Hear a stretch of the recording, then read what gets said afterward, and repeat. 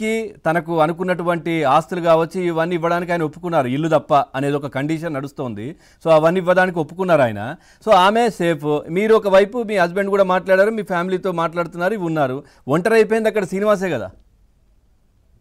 శ్రీనివాస్ గారు ఎందుకు ఒంటరి అయిపోతారో జీవితాంతం నేను ఒక ఫ్రెండ్ గా అతనితో ఉంటాను కదా. ఎందుకు ఒంటరి అవుతారు? నేను ఉన్నంత వరకు అతను ఎప్పుడు ఒంటరి అవ్వరు. ఇప్పుడు ఆయన ఆయన డివోర్స్ ఇస్తాను అని చెప్పి ఆయన దానికి సంబంధించినటువంటి ప్రిపేర్ చేస్తున్నట్టుగా కూడా తెలుస్తోంది. అయిన తర్వాత మీ దగ్గరకు ఆల్రెడీ వస్తే ఏంటి? నోటీస్ కూడా పంపించారు ఆల్రెడీ. అయిన తర్వాత మీ ముందు నిలబడితే మీరు మీ దగ్గర నుంచి వచ్చే మాట ఏంటి?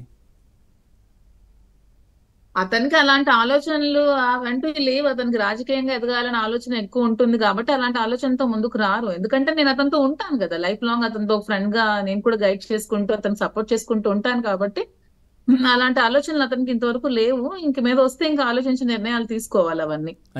అంటే మీరు మొదటగా ఆయన దగ్గరికి వెళ్ళినప్పుడు వాళ్ళ వైఫ్ మిమ్మల్ని పరిచయం చేసింది కదా, ఏమనిపించింది? ఏంటి పరిచయం చేసేంత తెలియకపోవడం కాదండి, మా ఫ్యామిలీస్ పరిచయమేనండి. ఎందుకంటే వాళ్ళ ఎలక్షన్ టైం నుంచి నామినేషన్స్ ఇవన్నీ కూడా శ్రీని గారే వేసేవాళ్ళు, మా మామయ్య గారే వేసి ఫైల్ చేసేవాళ్ళు. మా ఇంటికి వచ్చిపోతూ ఉండేవాళ్ళు, మా ఇంట్లోనే ఉండేవాళ్ళు. మీ పరిచయం లేదని చెప్పట్లేదు, ఫ్యామిలీస్ పరిచయమే. కానీ నన్ను రాజకీయాల్లోకి రమ్మని పిలిచింది వాణి అంటున్నారు. అంటే ఆవిడ రిక్వెస్ట్ చేస్తే నేను వచ్చాను రాజకీయాల్లోకి. అంటే మీకు ఇంట్రెస్ట్ ఉంది కదా రాజకీయాల్లోకి రావడం కూడా. నాకు చాలా ఇంట్రెస్ట్ అండి. నాకు జగన్మోహన్ రెడ్డి గారు అంటే చాలా ఇష్టం. ఆ ఇష్టంతోనే నేను వచ్చాను.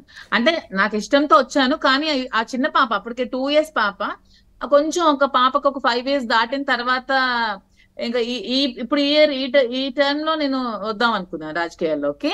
కానీ అప్పుడే రావాల్సి వచ్చింది ఈవిడ పిలవడం వల్ల. తర్వాత ఏదైతే ఇప్పుడు శ్రీనివాస్ ఇంటి దగ్గర జరుగుతున్న ఇష్యూ మీరు చూస్తున్నారు, దువ్వాడ శ్రీనివాస్ గారి దగ్గర. సో ఇప్పుడు అక్కడ పరిస్థితి ఆ విధంగా ఉంది. సో ఏంటి మీ కష్ట సుఖాల్లో కూడా ఆయన ఎప్పుడు ఉన్నారు. కానీ మీరు నిన్న చూసాం మళ్ళీ రీల్స్ ఏమో పెట్టినట్టున్నారు, డ్యాన్స్ రీల్ కావచ్చు ఇవన్నీ కూడా. ఏంటి మరి ఏంటి మీకు బాధ అనిపించట్లేదా అక్కడ జరుగుతున్నటువంటి విషయాలు? నాకు బాధ అనిపిస్తుందండి. పాపం ఒంటరి అయిపోయారు, భోజనం లేదు, నిద్ర లేదు. 5 రోజులైంది అతను భోజనం చేసి, ఇంట్లో అతను భోజనం పెట్టే వాళ్ళు కూడా లేరు. చాలా ఒంటరి అయిపోయారు. అతను ప్రజలతో ఉండాలి, పాపం ప్రజల దగ్గర కూడా వెళ్ళలేకపోతున్నారు, చాలా సఫర్ అవుతున్నారు. నేను కూడా కాల్ చేసి ధైర్యం చెప్పాను, మీరు ధైర్యంగా ఉండండి, మీరు ఇంకా ఇవే చూసుకొని అలా ఉండకండి, ఏం జరగాలో అది జరుగుతుంది, మీ ధైర్యంగా ప్రజల్లోకి రండి, మీ కార్యక్రమాలు చెయ్యండి అని నేను ధైర్యం చెప్పాను కూడా. ఎప్పుడు? నన్ను కాల్ చేసి చెప్పానండి. మరి ఏమన్నారు ఆయన?